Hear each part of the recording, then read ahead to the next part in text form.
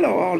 We are continuing. I thought I am using my cell phone to connect. I am out of town. I thought I got disconnected, but fortunately, everything was saved. I can continue my discussion. And here, a student is asking that if she invests or he invests $1 in $50, how much the person would have. Overall, in historical term, is supposed to have $50, $5 to her $50.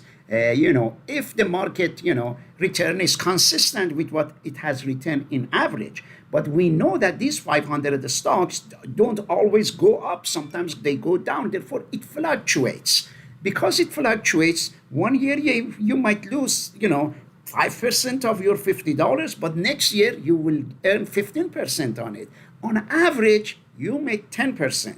And sometimes there has been time when you have gained, the people gain 20% in one year. 20%, that means your $50, 20% of it is $10. That will be, $60. If you invest $50,000 in one year, it might be $60,000. Therefore, or it might be 45,000. But you shouldn't be worried about investing in S&P 500 if you have a long-term, plan. You don't plan to sell it, after a few weeks or few months or one year. You want to keep your money at least for 3-4 years. That's when you feel that you are going to get on average 10% a year, which is a good return. Here it is. It is talking about an average annual return of, and let me tell you, last year it has given, in the past 1 year, it has given significant, much more than 10%. And these are some, calculations that you will learn in, business finance that we are offering the course, next semester. And therefore, we will get into the details of this calculation. And market fluctuations. As we said, the market, that means that the stocks might go up and down, therefore they fluctuate. Fees, don't worry about the fees. You might think that, what are these? Are we paying fees? That fee is nothing, maybe a penny. When you buy, $50 worth of stocks, the fee that you might be paying, you have to buy it through the discount brokerage. If you go to full service brokerages, you say you want to put $50, they don't even talk to you. They say, we are, charging a lot. But discount brokerages, you can go to, ChatGPT, say that which one of the discount brokerages is better, Charles Schwab, or, for many of the students who don't have, enough money, I would recommend, Robinhood. For Robinhood, you have to trade on your cell phone, Therefore, and I don't know if the Robinhood has ETF or not. I can ask ChatGPT. Let me see, because that might be a problem. If Robinhood doesn't have, here I go in here, I click on ChatGPT, and I click those. Robinhood offers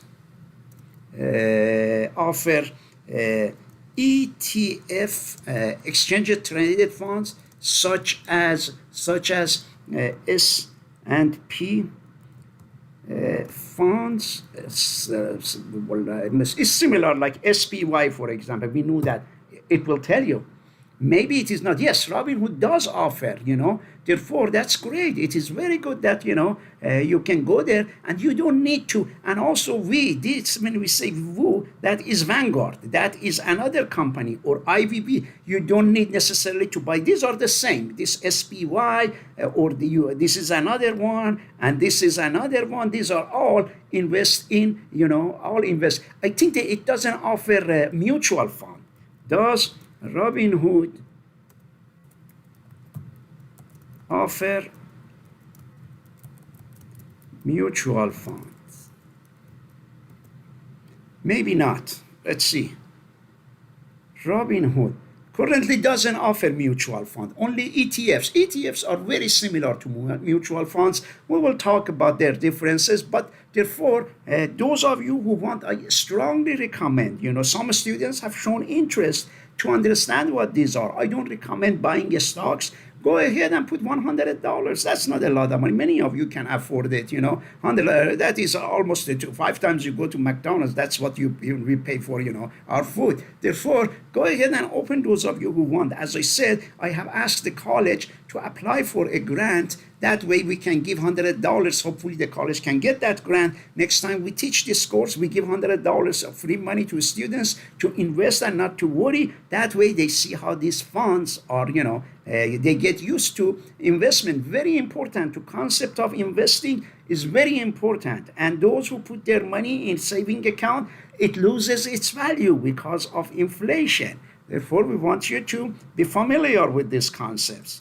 There, I can go in here and we come here, conclusion, and it says that you see in 1 year, it is expected to be 55, but it might not be. It might be a little lower or it might be a little higher. Therefore, these are very great questions. Anyone has any questions regarding investing? Even if you have invested, I haven't talked about individual stocks, although we did a lot of research using ChatGPT about, individual stocks. I will go and do some research on ChatGPT, and I will send you some information about different investments in different, in S&P 500, in Nasdaq 100, and in Dow Jones. There are some indices, some ETFs that follow Dow Jones. Dow Jones, is composed of 30 stocks.